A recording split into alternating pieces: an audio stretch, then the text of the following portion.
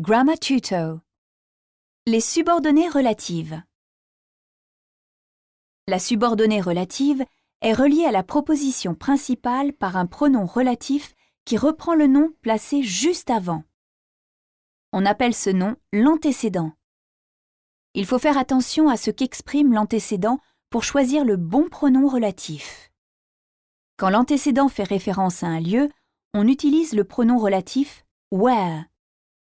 People visit the locations where the novel takes place. Locations fait référence aux lieux dans lesquels le roman se déroule. Il est l'antécédent du pronom relatif where, complément du lieu du verbe take place. Quand l'antécédent fait référence à une ou des personnes, on utilise le pronom relatif who. This mural honors the people who fought in the conflict. The people fait référence aux personnes qui se sont battues durant le conflit. Il est l'antécédent du pronom relatif who, sujet du verbe fought. Quand l'antécédent fait référence à un objet ou une chose, on utilise le pronom relatif which. The famous battle which resulted in a defeat.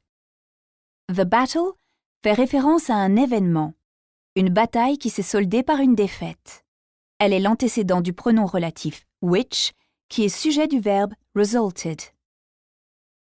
Quand l'antécédent fait référence à un moment, on utilise le pronom relatif when. A time when legends were born.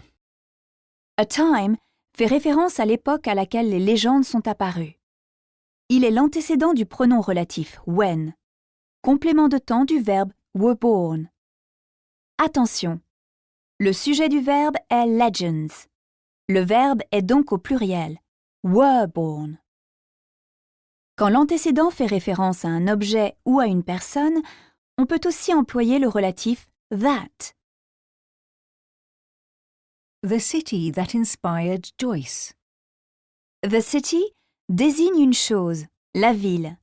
Il est l'antécédent du pronom relatif that, sujet du verbe inspired. On aurait pu ici utiliser le pronom relatif which. The city which inspired Joyce. Le pronom relatif that peut être le sujet de la relative. Il est alors suivi directement du verbe. Mais en fonction complément, il est suivi d'un sujet et du verbe. This is the country that I want to live in.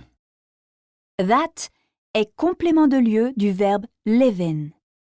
Dans ce cas, le relatif peut être omis. This is the country I want to live in. Repère bien le sens de l'antécédent et tu sauras quel pronom relatif choisir. Maintenant, c'est à toi.